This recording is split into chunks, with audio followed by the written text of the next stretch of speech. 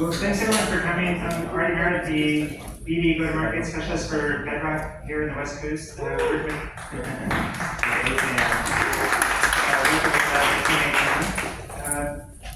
how many folks are familiar with Bedrock or even our new feature AgentCore? Cool. That's awesome. I'll just give a very quick overview of Bedrock, and then John's going to do a quick demo. But for folks who aren't aware of Bedrock, it's our managed service for building, deploying, maintaining GenAI solutions. And there's like three key things to keep in mind. The first is model choice. And depending on the region you're in, like if you're in the US West region here, there's about 240 models available on demand to choose from, and they're the popular models from Anthropic that folks are familiar with. We have DeepSeek, Cohere, we even have some OpenAI open weight models, and then we have a whole slew of small language models and purpose-built models through our Bedrock marketplace.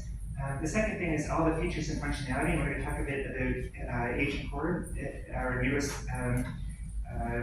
service that makes it easier to build and deploy agentic AI. And then the third thing to really keep in mind is if you're accessing models through Bedrock, any of the data that you send in, it's not going to the underlying model providers. They're not using it, AWS is not using it, so it gives peace of mind to folks, especially if you're dealing with PII or you're working with larger enterprises, you can have that peace of mind that the data is not being used by anyone.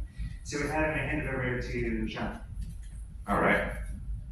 So we asked all of our presenters, all of the startups, I'm going to show all the cool things that they built, not to do any slides. So I want to follow exactly the same rules here. I want to show you exactly 0 slides, but I want to show you things that work.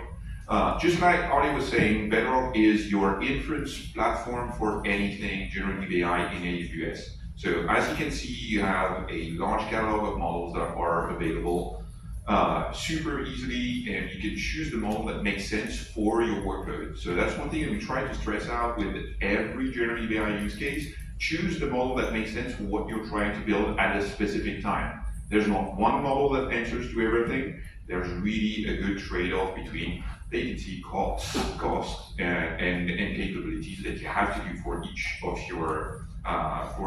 your use cases. So we really started from Bedrock, and we added a bunch of features that help you do managed retrieval augmented generation, that let you do managed agents. But we saw that there was a need for more control over how you want to build your agents.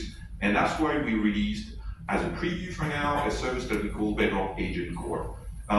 Show of hand, who's familiar with Bedrock AgentCore? Cool, I see the usual suspects from the loft are usually familiar with the service. That's really cool, thanks for coming back. So I want to show you just super quickly what AgentCore is all about. But again, so AgentCore is going to be a fully managed service that allows you to bring basically the managed service of AWS into each of the components that you need to build out agents. So it starts with being able to host your agents. So we have something called runtime that will allow you to create agents without having to manage all of the infrastructure. And then we have Gateway as a way to transform any API and or tools on the backend as an NTP server, again, without hosting your NTP servers, and with a super simple pricing that is based on request. We have memory. How many of you are building out agents right now? Okay, cool. Keep your hands up if you find that memory is hard to do. Okay, good. Like we found exactly the same thing. Making sure that you can control your session attributes and the different turns between your user and the models and the agents is hard overall. So we built a fully managed service that lets you manage that and manage both the short-term memory and the long-term memory in a super simple way where you can define basically your namespaces, what you want to share, what you don't want to share in between your different agents, and you can access that regardless of where your infrastructure is running. One thing I want to call out on AgentCore is that you don't have to use everything. Use the primitives that make sense for what you're building out. If you have already a Kubernetes cluster where you're running your agents and it's working fine for you, cool. You don't necessarily have to use runtime. It's a simplification, but you don't have to. You can still use memory and have it work super well. Same thing with identity. So identity is, it's a service that allows you to manage both the inbound authentication, so who's allowed to call your agents, and the outbound authentication, what your agent is allowed to do. And managing both of these things is hard. You have to define, hey, what's my authentication scheme going in? What's my authentication scheme going out? What type of secrets will my agents will have access to based on what parameters? All of that you can do, again, as a managed solution. And you can define, hey, I have specific OAuth clients, or I have specific API keys that I want to share with some of my agents, but not all of my agents. You can do this all from here. And you get access to the identity and access management of AWS to make sure that you manage the right permissions for the right stuff. I haven't touched on two built-in tools, and I think there's a couple of things that are worth saying. So we have the code interpreter, and think of it as a sandbox. Your agents, in a lot of cases, are going to generate code. Executing that code within the environment, the execution environment of your agent, creates way too much agency. You don't have a good separation between what your agent does and what the code it generates does. By just pushing that into a dedicated sandbox, you make your security posture so much better. So keeping in mind if you're generating code and you want to execute it in a secure way. Browser, it's kind of self-explanatory, but I don't know how many of you have been working with agents that have to do web browsing. Can you raise your hand if you're doing agents that are doing web browsing? Cool. Do you guys love installing web browsers, headless web browsers? Raise your hand if you love that. Okay. We don't love it either, but we have a managed solution that allows you to create sessions and to intervene with sessions in a completely agentic way. So we've created a browser solution that will work with any of your agents. Again, it works really well if you're working with runtime. You don't have to work with runtime. If you're just looking for a way to do browser use and not have to install browsers, well, AgentCore built-in tools is a great way to do that. And we've tied all of that together with a good observability solution. So everything is OpenTelemetry compatible. We haven't reinvented a full ontology of how to do metrics and traces and logs. We do everything in a standard way. We've just given you a super simple way to have an OpenTel collector that can work with your runtime, that can work with your sandboxes, that can work with everything else, and gives you the observability back into the AWS console. By the way, if you like another observability solution, we can pipe all of the logs into that solution, and you can work with that as well. So that's the value added of AgentCore. It makes it super simple to create agents and agentic components and scale them and keep them secure. Now, for the demo part, because we said that this would be a demo, let me, I've shown a slide. I didn't want to show a slide, all right. So, I'm going to use strengths in the demonstration here, but we don't have to use strengths. AgentCore is compatible with any platform for inference and with any framework for the definition of your agents themselves.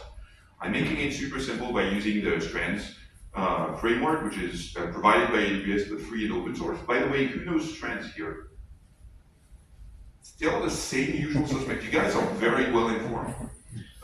So Strands is really a way to define your agents, and you'll see the code is super simple. Here, I'm actually not on the right. I have way too many things. Give me 1 second. I'm going to use. All right. 1 sec. All right.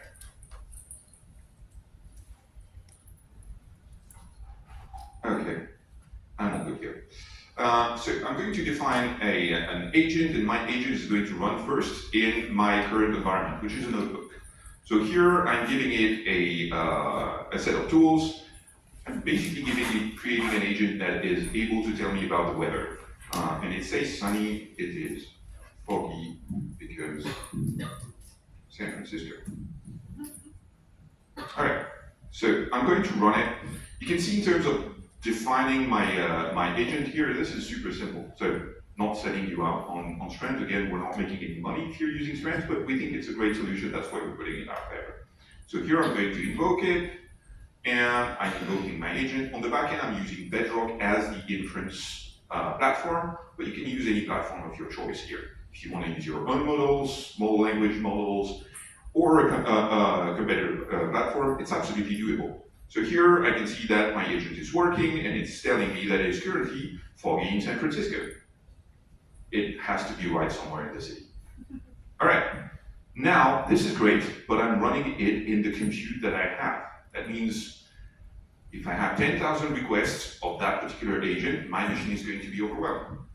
Well, what I'm going to do is I'm going to package all of that into a container, and then I'm going to ask AgentCore to run it for me. So since we don't have a lot of time, I actually already deployed it. And the way we deploy it is really super simple. You have to package it in a container that answers to two REST endpoints. One is called /invocations, one is called /ping, and that's it. So whatever framework you're using, as long as you can answer to your REST endpoint, you can package it for something to do in AgentCore. And once I'm done, and once I've deployed it, we have a we have a toolkit that is available and that allows you to build it out in a super simple way. That's what I'm using right here. And then once it's ready, you can just go ahead and consume your agent from right there. So you might not see a lot of difference from calling the agent in the first place and calling the agent here, but the main difference is I'm actually not running the agent. AgentCore is running the agent for me there. So if I have 10,000 requests that come in, not a problem. AgentCore is going to scale for me. If I have to cope with thousands of sessions, no problem. AgentCore is doing that for me. And you can see here, according to the latest information, the weather is currently foggy. All right. Any questions on AgentCore before we move on to the demonstration of the startups? Anyone have any questions for Jean? That means I'm being very clear. I'm very happy. All right. Thanks, everyone. So first up we have, where is he? Jason with Arize. Arize? Here we go. Awesome. All right.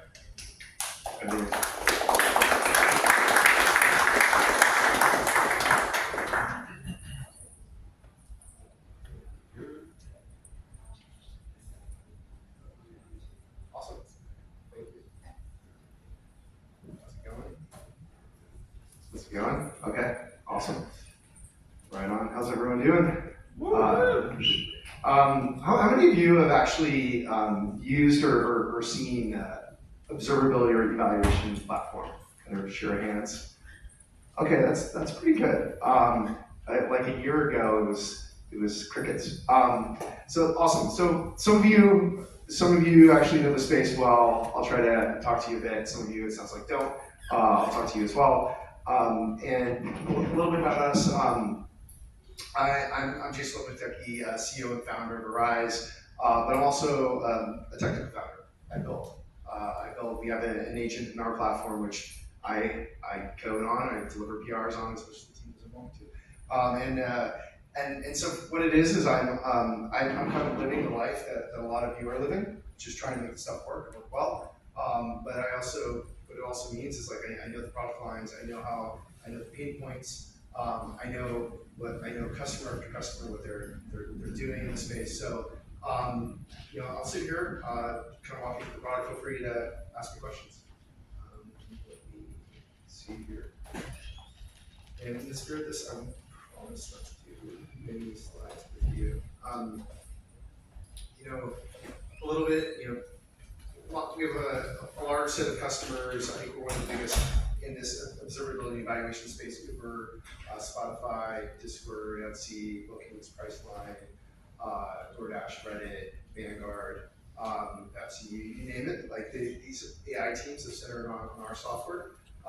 And really what we do is three things. We do observability, we collect the data, trace it. We don't, it's easy to say you do this, but we do it probably better than anyone in this space. Datadog's a backer of us, invested in us. We have an incredible set of instrumentations, I'll show you in a sec, that we maintain. So a lot of our competitors actually use our instrumentations to collect data. So we support strands, which I'll show you, but we support lane graph, we support Astra, JavaScript, TypeScript, Python. Collect the data first. Evaluation is really about running AI on top of the data to assess whether it's doing stuff correctly. We run a lot of AI, a lot of evals, and a lot of evals ourselves. We probably have customers, I've seen customers running $1 million a month of OpenAI on evals. So is it scale? Are people running this at scale? The answer is absolutely yes. And then the last one is you want to make a change to affect your system. So it's about prompt iteration, prompt IDE discovery. On top of it all, we have an assistant and agent we build ourselves. It's I kind of think of it as like a cursor for AI engineers. AI will definitely help you build AI. So this is like the platform that we have. And if you think of what is our differentiation, we're open source. So we have an open source front-end, which is called Phoenix, which is one of the more popular observability eval solutions out there. The enterprise solution runs mostly on kind of technology that's in Phoenix. We are framework independent. One of my competitors is also a framework. We work really well with everyone else out there, including Strands.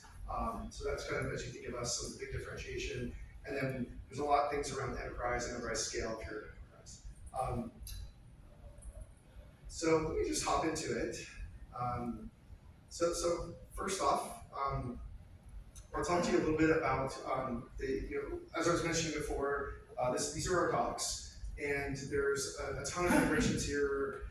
I think 50 plus providers, from frameworks to tracing providers. Obviously, Bedrock's in here too, which I'm going to show you a demo of here today. What these typically mean, what these typically look like, is really simple integrations, where it's like a couple lines of code to get started. So we try to make it really easy for you to just get data in.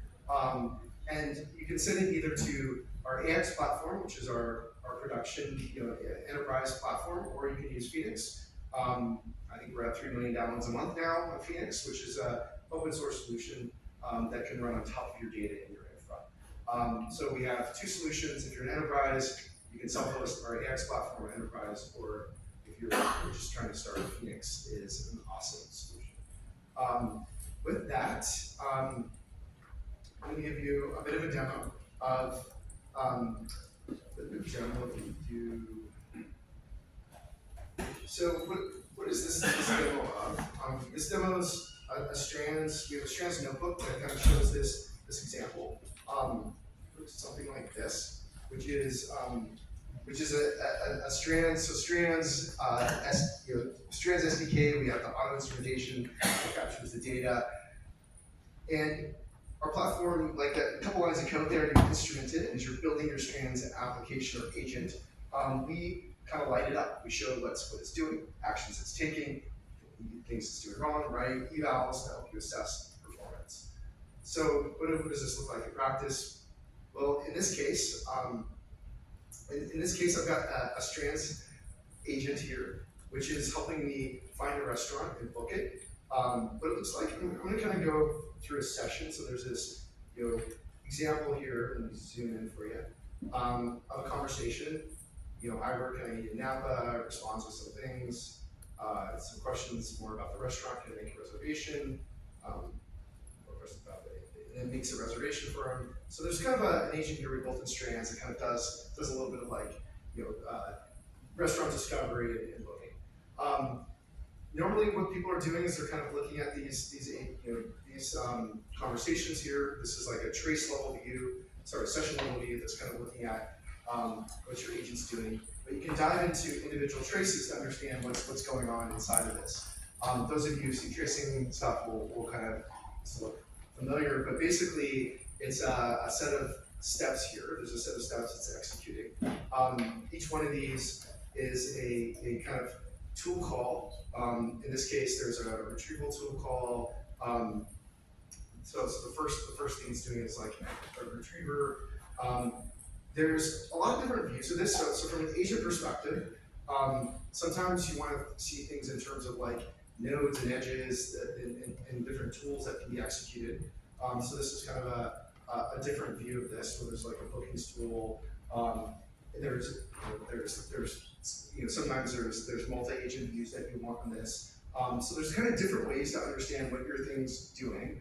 what your agent's doing, understanding those paths and diving in troubleshooting. I'm going to give you an example of just what one of these looks like and what a troubleshooting path is. But first off, it's not just about tracing. I think a lot of teams, I'll give you kind of like a hot take, which is a lot of teams talk about evals and evals out there. And I actually think a lot of people start with tracing first. It just gives you visibility into what's going on, and then you augment that with evaluations. In this case, what you have is there's evals that are basically run by our software on the data that's ingested. These are what we call online evals. So AI runs on top of the data as it's ingested, as it's coming in, and assessing the quality of either a certain action or tool call. And I'll show you some examples of that in a second. This particular one is looking at, this particular one's a retrieval. There's a booking tool call here. And then on these, you'll see kind of evaluations. And what an evaluation is AI is kind of assessing what's going on. And I created a tool calling evaluation here. Is it making the right fork or decision or choice?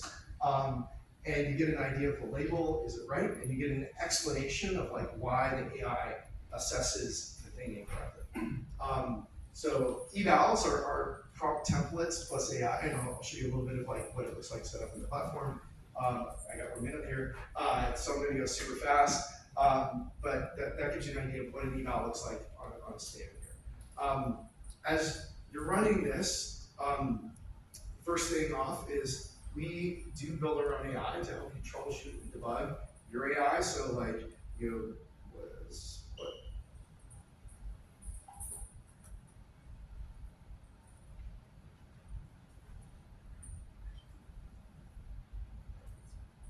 and so we have AI that kind of steps through and understands what the problems are, what the issues are, and you can do things like ask questions of what are the problems here. You can format the output in JSON. I can do things that just it has all the data of your traces. You can do things where you can get things in formats to debug things. I can understand what the evals were, and I can pull any context I want. It's kind of cursor-like into Alex here and ask questions about it. So it's a huge, powerful tool to step through and debug your data. And then this also leverages evals, which are these online tasks which run on top of them as like Elm as a judge. And these are essentially jobs that run on top of your data. Like I was saying, like Elm as judge, hallucination QA, what I showed you was the tool calling one. Check it out, Arize. Arize is a platform of observability evaluation used by top companies in the world, but you can use it yourself, open source. Thank you. Let's get Jason Next up, we have Nithya with Exa.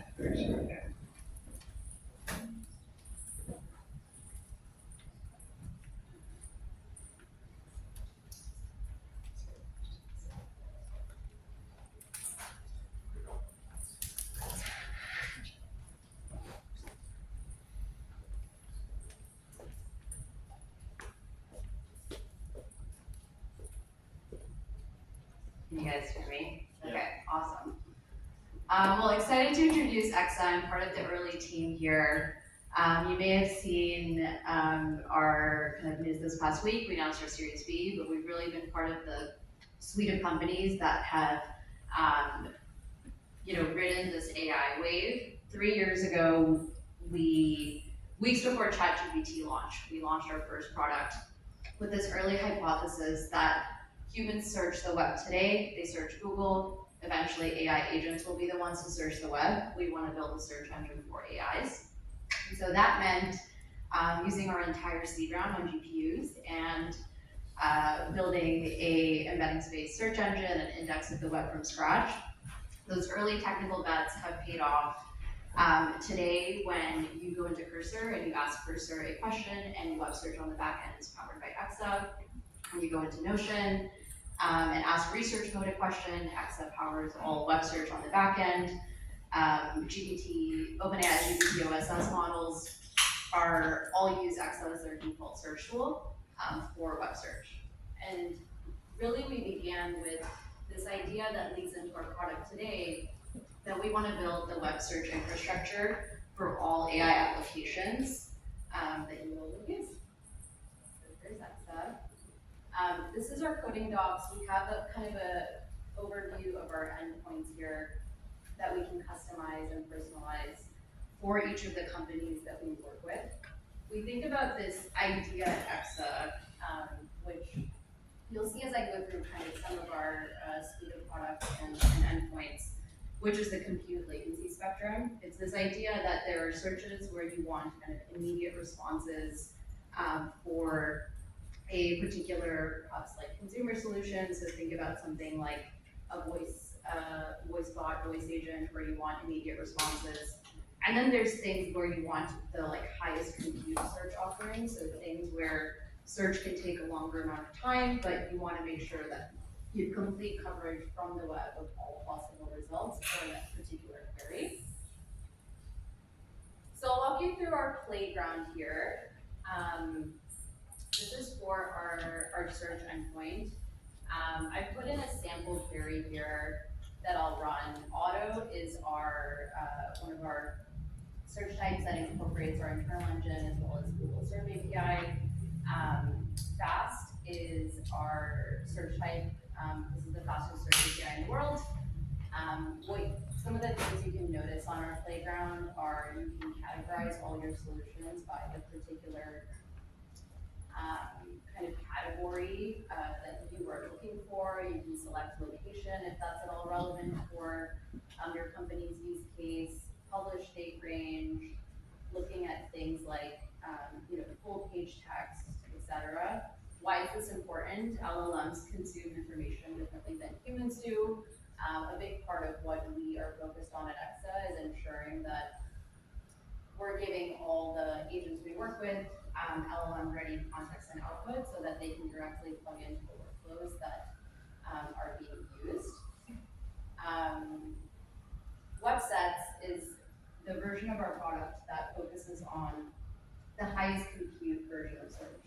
So while with our search API, you can get kind of the fastest search result for a particular query in natural language.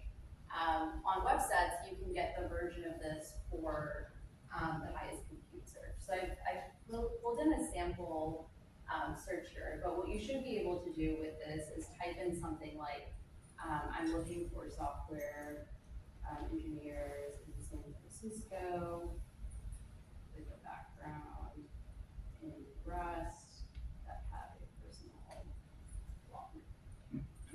And I'm gonna let this run. While it's running in the background though, I have an initial version of this already filled in. Maybe you guys know some of these folks on here. What this allows people to do is get just a clear view of a literal data set from natural language of every piece of information that answers what they're looking for on the web. So this is, software engineers in San Francisco that have a personal blog, or pulling their skills either from LinkedIn or their GitHub, and links to their personal blogs directly so that you can take a read and use that in your workflows. You can imagine this is like really valuable. We use this internally for our recruiting and marketing workflows, but we primarily sell this often on the finance side for folks that are looking to monitor particular searches.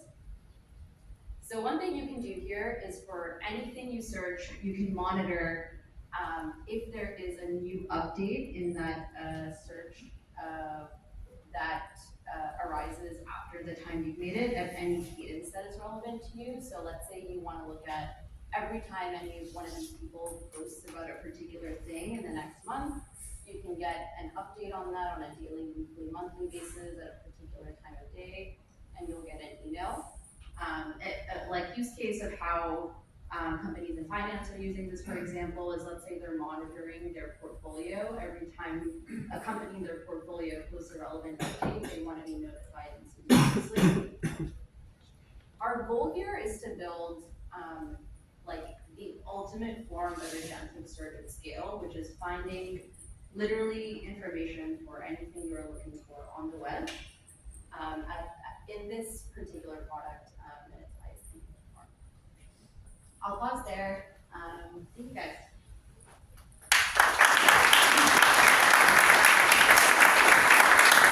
Does anyone have any questions for, oh, wait a minute. Hey. Either I'm building an AI internet browser on iPhone, and I'm just really confused how your system works. Are you scraping the internet for these results, or is this a wrapper on another service? Can you explain what you're doing to get this data? I feel like you're doing the marketing for me. One of the biggest things that separates Exa versus a lot of the competitors that claim to do web search for AIs is they are wrapping Google Search API.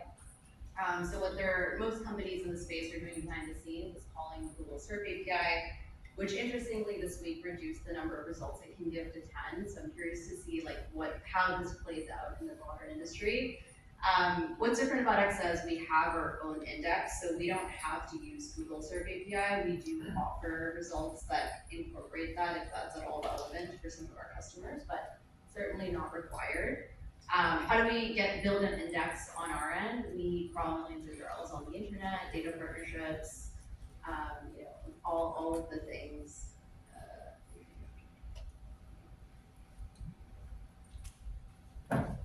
Any other questions? Is it just web, or can you index your own corpus? We primarily are focused on web data. I think the future state vision of Exa is absolutely search over the world's data on the web. But I think right now our focus is just really building web search for Any additional questions at all, or? One last one.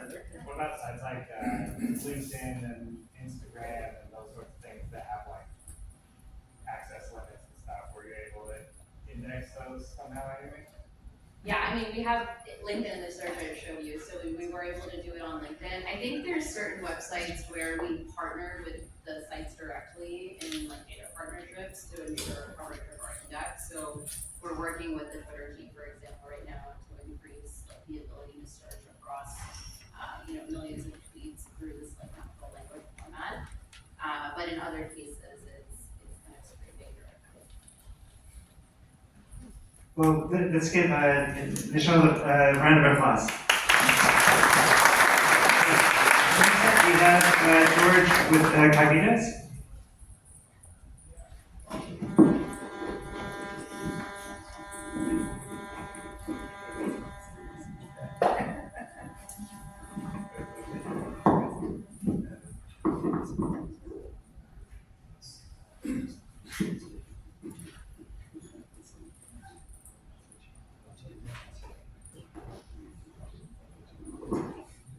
Testing.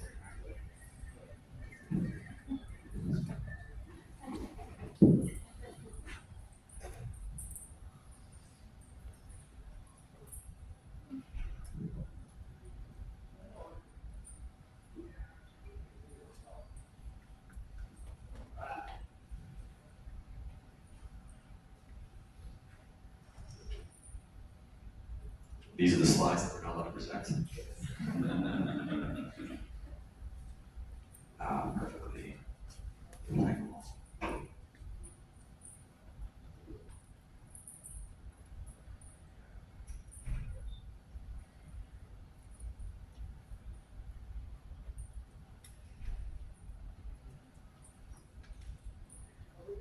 All right, fantastic. I am curious. Let's see here. Actually, I might have a mirror because now you're only seeing slides, which you know what, by the way. I'm actually showing the UI on my screen here. Do you know?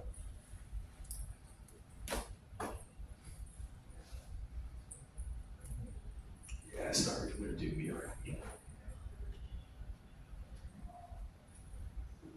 There we go.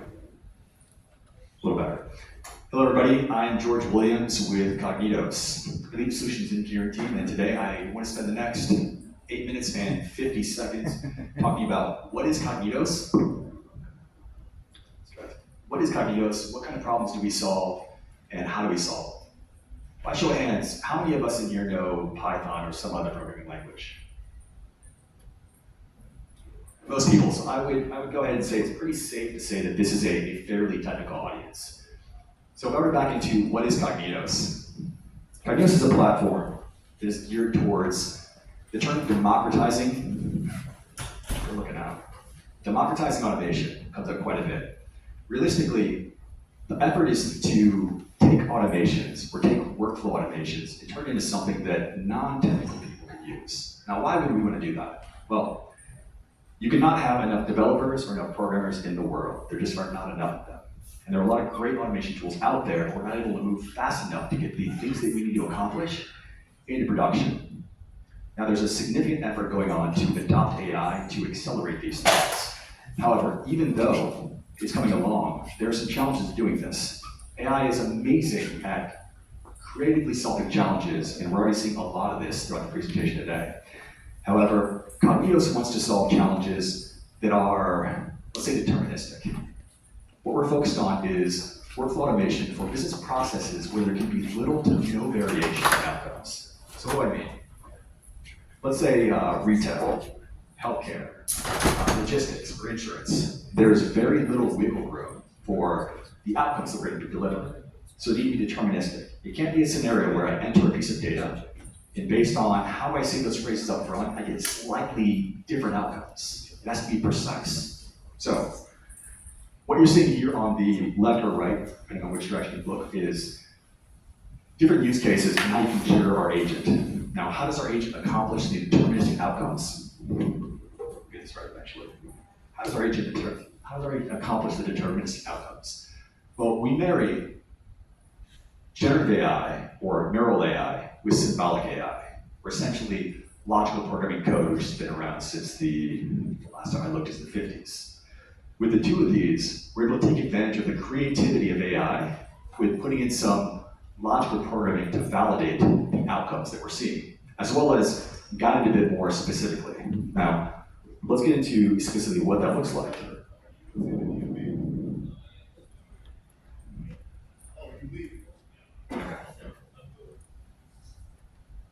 What you're seeing here is the Kognitos platform. Now, it's a good slide. Thank you, by the way.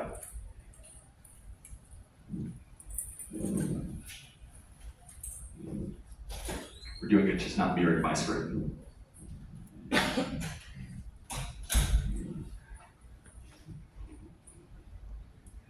And we have tech support on the way. Let's see if I can fix it in the next undo. So I'm going between different windows, trying to make it complicated. Perfect. Yes. Okay, so this is what it looks like when you log into Kognitos platform. Essentially, if I want to create a new automation, I'll simply go to start automation from scratch, and I'll start describing what I want it to accomplish.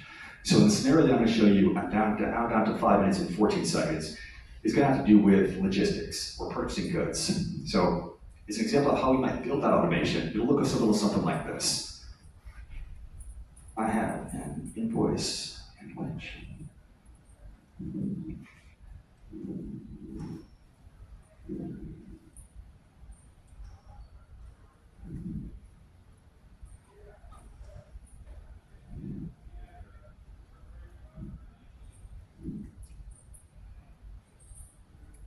And I'm doing this from memory. Okay. I will describe to it what I want to do, and it's going to go ahead and process that.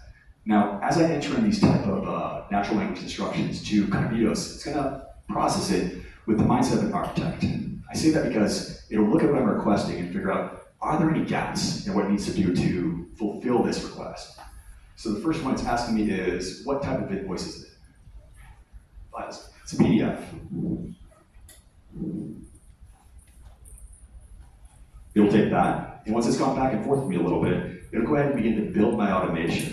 That's where the developer mindset comes in, which we should see here in just a second. Let it process this.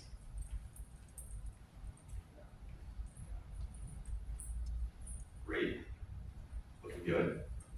It's making a recommendation on some steps to add. And it's generating what we call English as code. So what you're seeing here is, Instead of Python, instead of something slightly more complicated, you're saying English. Upload the document, could be easily get the document, receive an email, or trigger it by some other method, then start extracting different data points, one by one. It's letting it know what it is, what format it is in. Now, in production, this might be a little bit longer. And the process that I want to show you today is how do we go ahead and match an actual enterprise-wide automation. So I mentioned logistics, I mentioned purchasing. Well, at large scale, if we're going to purchase something, let's say that we're a pharmaceutical company, we're going to set up a PO. And let's say we're purchasing ingredients to manufacture drugs.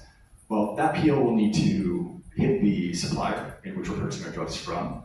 Then eventually they're going to send us an invoice, right? They want to get paid. At some point, they're going to go ahead and ship us our goods. So they'll send us this document called a bill of lading, letting us know it's inbound. Once you receive that, our team at the warehouse will go ahead and unpack it.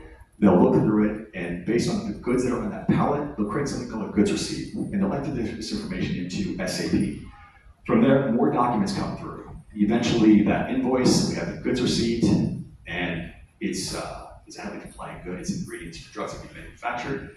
So we'll also want to look at the quality of that. So we're seeing something called a COA. Simply stands for Certificate of Analysis. It's a document used in any type of heavily compliant industry. We need to make sure it's safe for this product to be consumed or leveraged by humans. Now, why is this a challenge in the real world? Well, when we're purchasing items, there's a lot of emails going back and forth, a lot of documents. And these documents sit in email boxes. They need to be reviewed, they need to be extracted, and they need to be entered into complicated systems like SAP. Who has experience with SAP? Oh wow, that is quite a bit more than I expected. It's a complicated system, right? It's not something everybody's familiar with. When it comes down to comparing data points, it's even more complicated. So what Kognitos will do is, it will take care of all the man in the middle or woman in the middle process, where you have people manually entering data into the system. Instead, it will intercept these different documents, it'll extract the information, it'll enter it into the downstream system. Now, as I was walking up here, I hit play and sent a few different emails out. The last email that's going to be sent is going to be the invoice. 17 seconds, the invoice. Well, when that invoice hits, at that point, I want to trigger something called a four-way match. This is simply saying that when the invoice comes in, confirm that the quantity, the item type, the price per unit, and the price is the same across all those documents. As you can imagine, we don't want to pay for things that we didn't order. If it's the wrong quantity, we don't want to pay too much. Now, when all this happens, the large team of logistics, manufacturing, and other people no longer need to get in the middle of it. Instead, Kognitos will simply notify the receiving team when it's time for them to go ahead and make payment, give them the required details, things like the PO number, the PO amount, check, goods receipt, and all of the relevant data, so they go ahead and take that next step and make the payment. Now, I'm showing you a scenario where it worked out well. I think it's equally or almost more valuable to look at a scenario where it doesn't work out well. When something fails in these scenarios, we don't want our teams waiting for, our logistics teams waiting for drugs that are not going to come because of failed shipment. So we need to know immediately. This takes advantage of that process by entering in all the data in a timely manner and accurately into downstream systems, making it very, very easy in real time for everybody across our logistics pipeline to know exactly where our scenario sits and where our goods are at that are waiting on. That was 10 minutes. Thank you tremendously for your time. I am George Williams with Kognitos. If there are any questions that come up after this, I'll be around for a little longer, so I'd love to continue the conversation. Let's give George a round of applause. We have Neubird up next, right over there. You know, my wife says I'm a heavy breather, but now I can hear myself. Mine have a Neubird.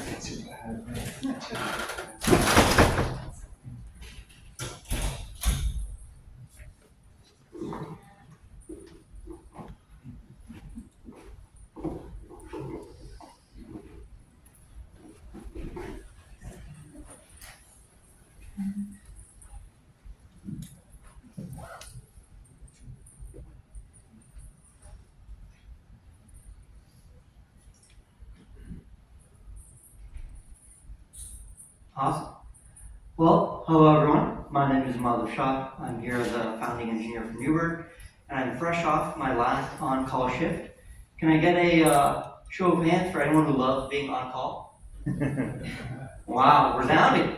So this is what we have built here, the next big step in enterprise IT, an agentic AI SRE agent that we affectionately call Hawkeye. Now what Hawkeye is meant to do is it's meant to integrate itself with autonomous incident resolution. Anytime there's a fire with your enterprise infrastructure, your application, it's going to hop on the incident and take a look at what's happening and then go through the laborious, like time-intensive, error-prone type of work that usually engineers and SREs have to slog their way through and come up with an RCA so that they can spend their time working on real solutions and real work. So let me go ahead and hop in this environment. So what I want to do here is I want to kind of have a brand new from scratch demo of connecting your environment to Hawkeye, going through creating a incident that someone might see in their environment, and then seeing how Hawkeye would resolve that incident and give you an RCA for it. So to do that, I'll go ahead and initiate this failure from our incident simulator, and then I'll go back into Hawkeye and I'll set up a connection. Now, a large problem that people have right now with incident resolution and getting things done in time is no longer the availability of data within your system. That problem has been solved by all of these different solutions that you can see here. The problem now is sorting through all the noise in an efficient manner. So that's where Hawkeye comes in. We're going to correlate and parse through all the noise that's available in your telemetry data and make sure that we're able to find things that are important. So let's go ahead and start off by integrating our AWS environment here. I'll go ahead and grab the credentials.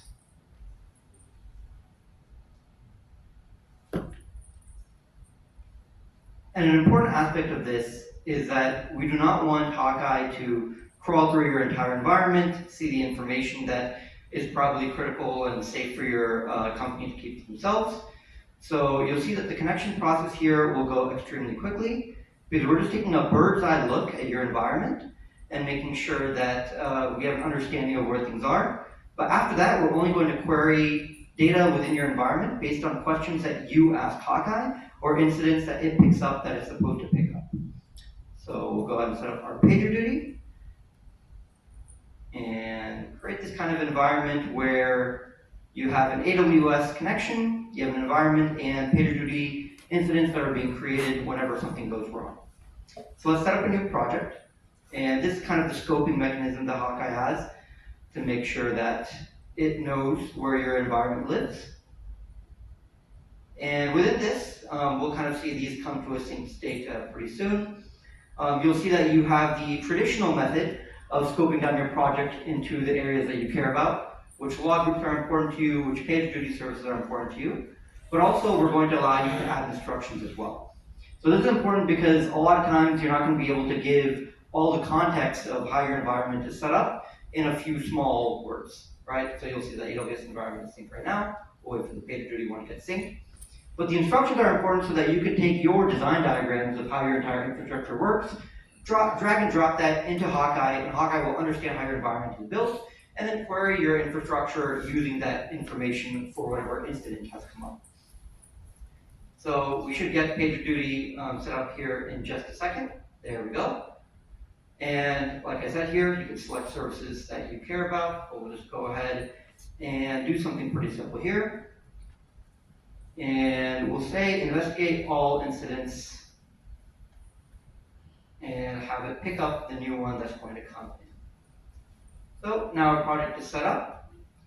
And you'll see here in kind of the base project, once you set it up, you'll see this incidents page where all of your incidents that occur in your environment, CloudWatch alarms, PagerDuty incidents, across the variety of data sources that we support, will show up here on the left side. And then however you configure your project to automatically investigate incidents, those will appear on the right side and start being investigated immediately.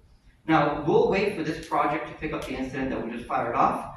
But in the meantime, I'll go to a project that was set up just before this that had the investigation completed. And we'll take a look at what Hawkeye does when it picks up an incident. So you'll notice here that we always link to the incident from the native data source that it exists. And that's because Hawkeye is meant to be an SRE teammate. It's meant to go ahead and resolve incidents when it figures out what the problem is. add notes onto the instance so that you can just go into your PagerDuty and read what is figured out. We're not trying to create yet another tool for you to have to constantly interact with. It should act like a teammate that's been hired and do the work that it's supposed to do. So if we go into the summary of what Hawkeye found, you'll see that immediately it takes you to the root cause analysis. It's figured out that there was this image pullback problem that was occurring, what the timeline of events was for it to get to this state, how it found what the root cause was, which was in this case a misconfigured Docker credential situation, and what corrective actions you can take to set your environment up correctly. Now, this is what you get immediately. You can go ahead and download this RCA, send it to anyone who is trying to figure out what happened so you can communicate with other teams. But let's take a look at the agentic backbone of Hawkeye and what it's doing to get to this RCA. You'll see here the prompt that it used to get into this situation and the incident that it used as context. Now, what it's doing from here is it's looking at what sources it's going to query within your environment. So this was figured out literally just in the minute or two that it was going through your AWS environment. It knows that it's looking at the prod cluster logs, it's looking at container status metrics, and it's finding the key instances that are causing this issue. Once it's done that, then it'll go ahead and start looking at specific logs that it's found and go ahead and find interim findings for the first question that has been asked. But we all know that consistently, LLMs are prone to hallucinations, they're prone to be overconfident, they're prone to be too cautious. So how do we solve this problem? Well, that's where our chain of thought comes in, where we're asking Hawkeye to ask itself what follow-up questions it would take based on its first set of findings, and then continue to delve deeper until it finds an extremely confident RCA, where it's been able to verify any of its hypotheses that it's been able to make with real-time queries to the sources of truth that are available in your environment. So you can see here, continue to look at the findings that it found here and drill down further and further until it gets to the RCA that is available here. Finally, we're extremely concerned about how our customers are going to be looking at their security, because we are looking at production data that they're going to be extremely hesitant to share with anyone.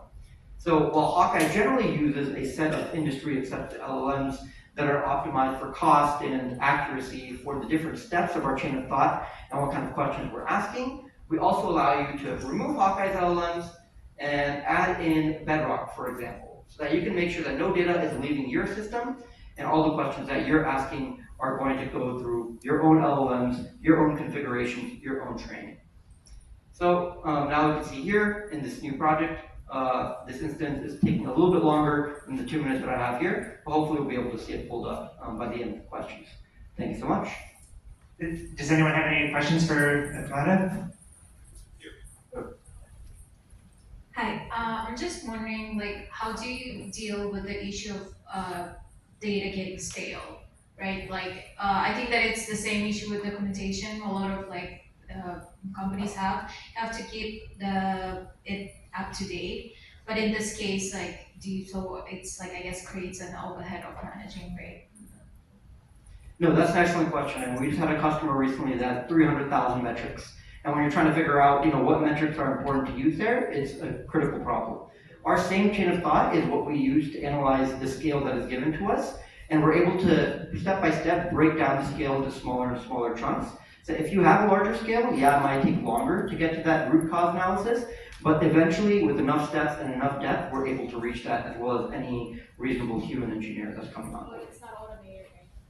It's all automated. So that kind of step-by-step process I was showing you, that's dictated by the LLM itself and the questions that it's asking itself. But it is a human moderator, right? The human has to go in up to the No human is required here, so when this PagerDuty incident comes up, it'll automatically be picked up by Hawkeye, and then it'll start its own chain of questions automatically without any human interaction. So when you jump into this and you look at the RCA that's available here, right here, that's already available for you without any touch. I also had a question. You mentioned in the PagerDuty view that it actually resolves incidents. So is it doing write operations on your prod environment, or is it primarily the artifact is the root cause analysis? The main artifact is the root cause analysis. That's kind of more of a feature that we've added on, and it's something that users are able to toggle. The idea was for people who have grown to trust Hawkeye once they put it in use, they can have it do things like that, but that is not something that we require for permission at all. Well, let's give a round of applause. So next up, we have Kevin with Orchids. Oh, he's connected. That's a close one.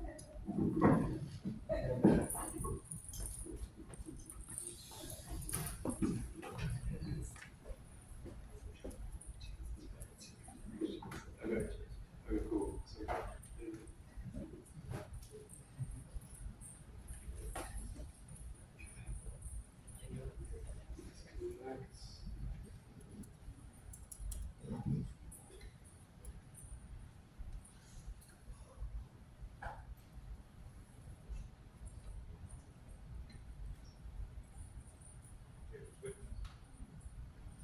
okay, cool. All right, awesome. So I'm one of the co-founders of Orchids. Orchids is an AI full stack engineer. And so I'm sure as many of you guys have tried, there are a lot of tools out there that can help you build apps or websites. We are one of them with kind of the same goal, but there are a couple of notable things that make us different. A few are, one, we put a lot of work into the UI that gets generated from Orchids. So if you've used any one of these other tools, you might have noticed the UI is always quite questionable. Number two is we made a lot of improvements on the agent. We work very, very closely with some of the research teams at OpenAI and Anthropic, and we use their models very heavily to make kind of a really good agent specific for building full stack apps and websites. And three is we are natively full stack. So if you've ever used another one of these tools to kind of try to build a full stack app and website, you'll notice you have to kind of use third-party integrations for database, auth, and payments and whatnot. And our agent kind of does that natively. So I'll just jump into a quick demo. I think that'll kind of exemplify things. So we'll just do like, make me a CRM for tracking people I meet at events. And what this will go and do is basically just autonomously spin up the code base, start writing the code. And while this loads, let me make sure that this does. We just launched our V2 today, so we're like, the infrastructure is having some issues. But let me give this another go.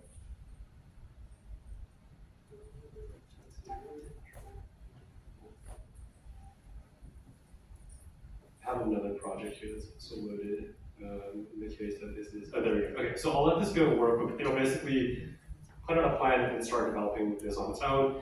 But this is kind of an existing project that's already made, and I'll kind of go through what it looks like to basically work on an existing app that's already made in Orchids. So we have some pretty cool features. One thing that I'll immediately touch on is kind of some of the stuff that I mentioned. And so you'll see we have basically database, auth, and payment panels all in here. And one thing that I'll go over here and also show while the other project loads is we also have this cool design tool. So our goal is to kind of also bring like a Figma frame or Webflow level editor into a tool like this. So you can go in and without wasting kind of tokens and credits on making small minor changes, you can just kind of come in here and edit it very like WYSIWYG-like. And we have a lot of additional toggles in here that other tools don't, like editing things like font and kind of spacing and margins.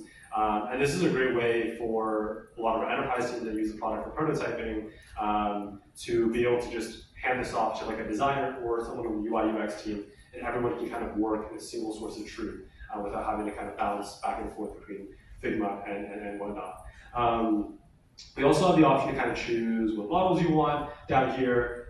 We also recently support Cloud Code directly within the actual environment in here. It's also fully collaborative, so you can add people. And if you want to make edits, you can kind of just chat with the agent here. We have GitHub Sync, basically sends it to a repo immediately, and then you can share this and do real-time sync with like an engineering team, for example. So some of the non-technical, maybe on the product team, can make edits to a prototype through Orchids, and then someone on the engineering team can come on and basically make edits on the actual code base, and then those things will be synced. Let me see why this is having some problems fetching. But yeah, so all the code is also publicly available here, and you can kind of go in and make edits there. So let me just like quickly make an edit. This one might take a little minute while it kind of edits through things. So if I want to do something like add add to the map. Oh, you can also like select. So if I can kind of just point and click here and basically select this map and be like, add to this map a legend showing different, let's just say like restaurants. And it'll basically go ahead and make the edits. And what I kind of mentioned about the database being built in is actually, I have a project that is just whipping up here. This one, I'll show you what it kind of looks like for the agent to create the database. So you'll see here, this is basically the same prompt that I just put in. I just spun this up while I was sitting over there. But to set up a database, you can see here it basically automatically sets up database stuff for you. And so on other tools, you often have to kind of go and work with like Supabase or something, then put the keys back in or set up tables elsewhere. And here it basically sets up the table for you, sets up the API routes for you, tests the routes for you, and then we'll integrate all of those basically tables and routes directly with the front end. And so here's kind of like really something simple that it made to just like track contacts. And then if you want to kind of add, I don't know, I can open it up to the audience if anybody has like a feature they think would be interesting to add to this or not. Use access to look up the person. Sorry? Use what? Could you do some Have like a person search? Yeah, like add person person search via some search bar. And then it should just go off and kind of thing. I promise it is not typically this slow. For some reason, it is being particularly slow right now. But we're at Orchids.app. If you kind of ever want to just give it a try, we have like a mobile version on your phone that you can go ahead and access as well. And you can basically like start the project on your phone and then open it up on your actual laptop. But those are kind of all the main things. The best way that I kind of can think about showing off the tool is literally just go and build something on your own. If anybody here works on kind of like a product team, like I kind of previously mentioned, one of the biggest enterprise use cases is being able to have the option to kind of prototype a lot faster and kind of use it as a way to show working prototypes as opposed to having to work in Figma or kind of like write up a doc or something along those lines. So yeah, I'll spare a little bit of time and we can kind of just jump to questions. But yeah, happy to answer. Does anyone have any questions for Kevin? If you're doing, say, prototype for an existing company, how do you copy over Figma or style sheets or whatever else to maintain a consistent look? Yeah. That's something I forgot to show. But here we have like a design theme. And so you can create a design theme from like a number of methods. So one is a website URL, so we can just grab like any random website URL that your company has, and we can just scrape your website for a design theme. The other is like the most common way, where you just drop in like Figma file containing basically all the design kit stuff, and then we'll scrape it all and ingest it. And then what like a final design theme kind of looks like is like this. And so you'll be able to kind of see all your design stuff here, and you'll also be able to just modify it here. So you can edit like the fonts, the colors, like all that good stuff, and see it kind of reflected here. And then to just use it, you'll just go ahead and use the design theme there. And then let's say you want to spin up like a dashboard or like a new login screen or something along those lines. It'll then use this design theme. It'll be consistent with basically what you said here. And this is kind of like for the prosumer version of it. At the enterprise level, we'll just work for like a day with your with like a UI UX person on your design team, and we'll basically just set this up for you to get it as close as possible. But this is like a really easy way to just do like a UI open. Question over here. Yeah. I could see the benefits of this platform for MVP, for building MVP, but for the continuous development, how do you ship the changes to product? Sorry, how do you ship changes? Yeah. Oh yeah, so you can like continue editing it here, kind of like this was like a version of a project, and then you can kind of just like continue working with the agent. Is that kind of what you mean by like editing?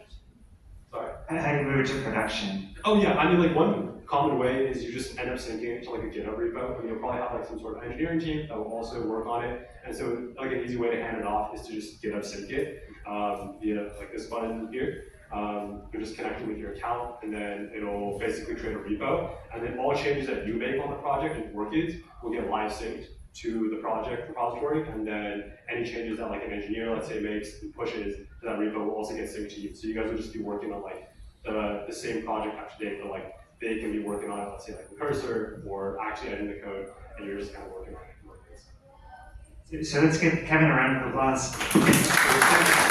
Next up, last but not least, we have Megan with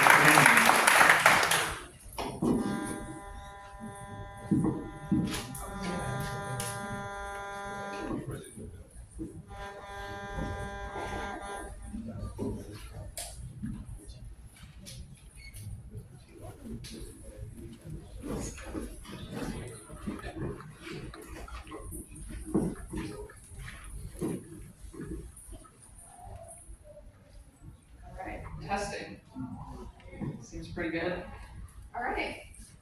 Archie said at the beginning, no heckling, but I would actually like to be heckled. So if anyone has questions throughout, if my audio is weird, just call it out. I feel like we've gotten far enough in the presentations that you all should feel comfortable. So go for it.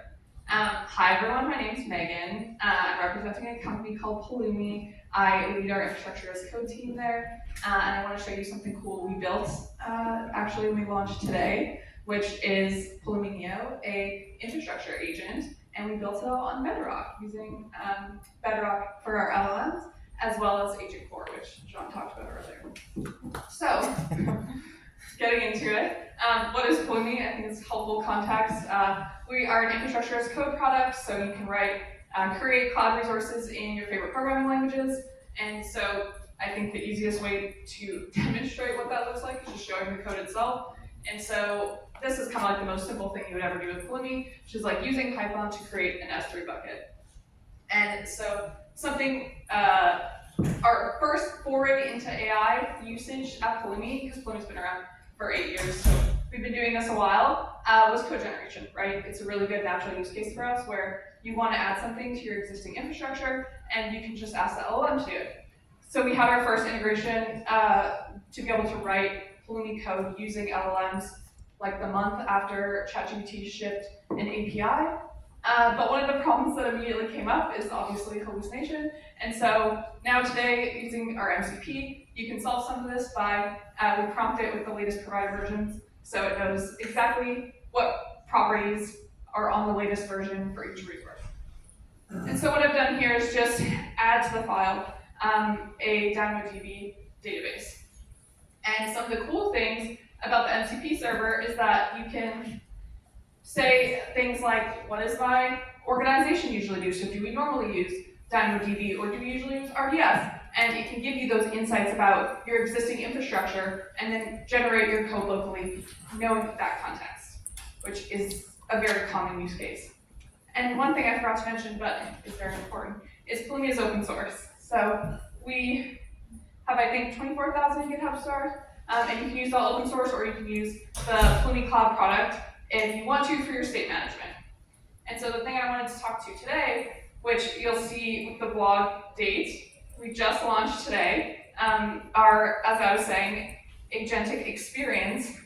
And so let's just go ahead and use it.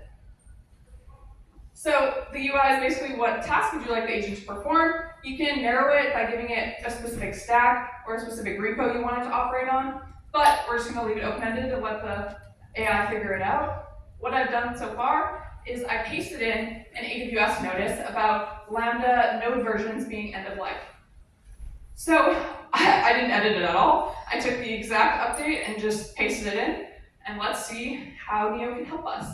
And so the ultimate goal for Neo is saving platform teams time.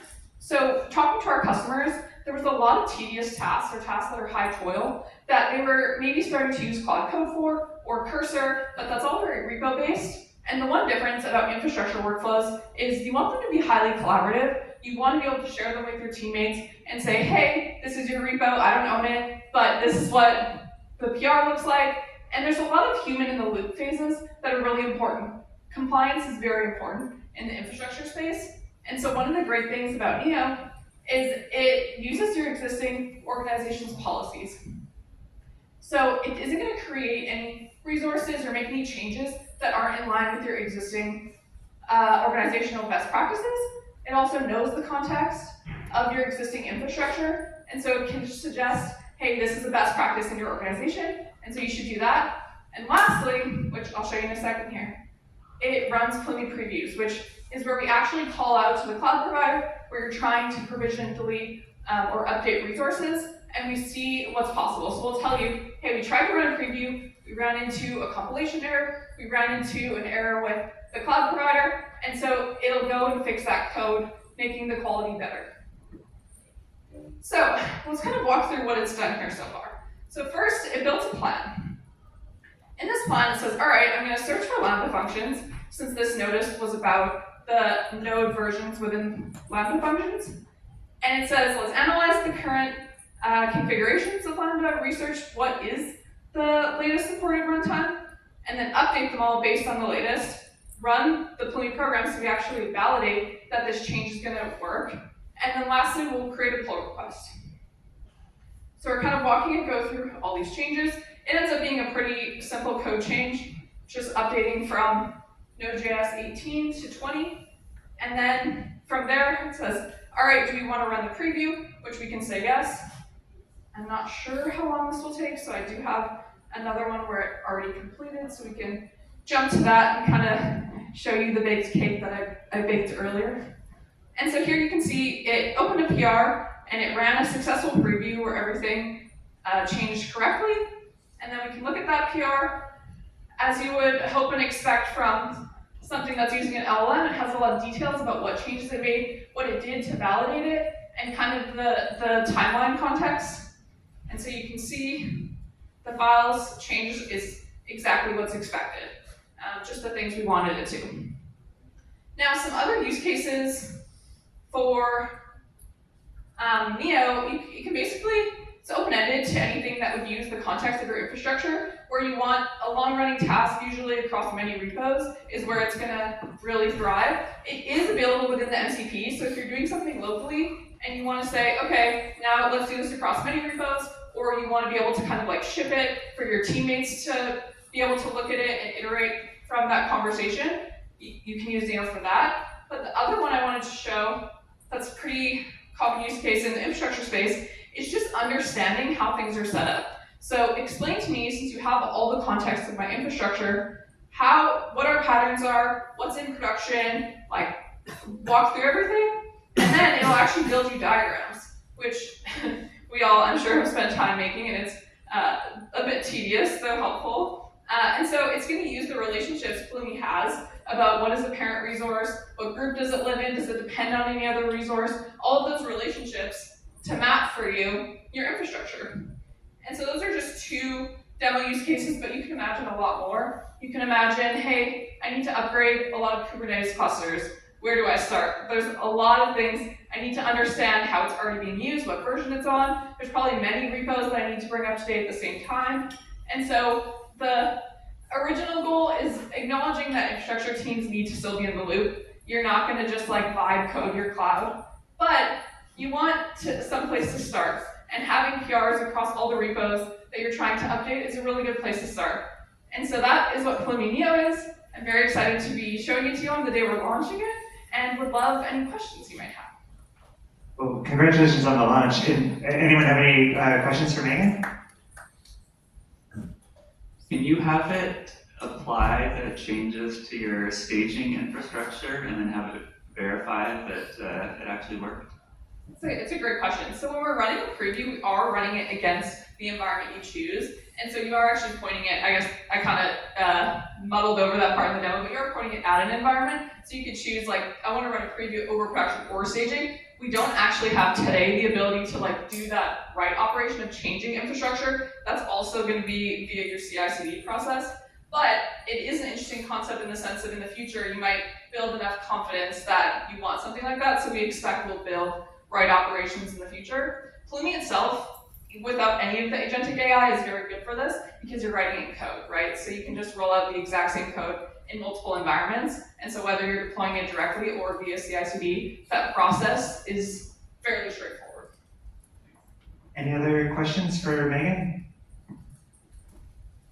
Well, let's give her a round of applause.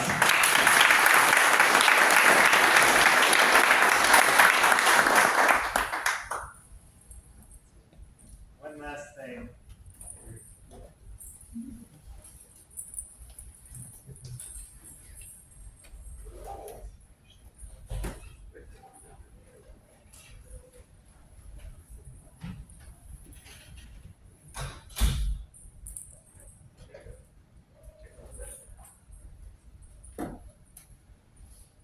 So first, I appreciate everyone coming. We appreciate everyone here. If you feel comfortable, if you can fill out the survey, you get $25 in credits. It's just a quick, simple, it should be a few minutes, so if you can take the time to do that. Our next event is actually October. There we go. That's that.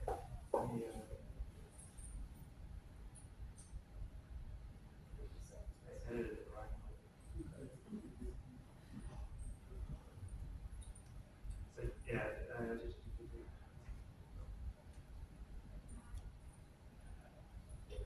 do that one. So you do them both, you get $50. But this is the link. I know that's probably not easy to do, but if you signed up for this on Moomba, we'll send out a message too about the next event. So October 14th, and we do them every month. So we do November, December too. And if folks are interested in demoing, let us know. There's a link to sign up on that as well. But I appreciate everyone coming, and there's still a little bit of time left to keep mixing and mingling, and there's a bunch of AWS folks here too. Happy to chat with you. Thank you.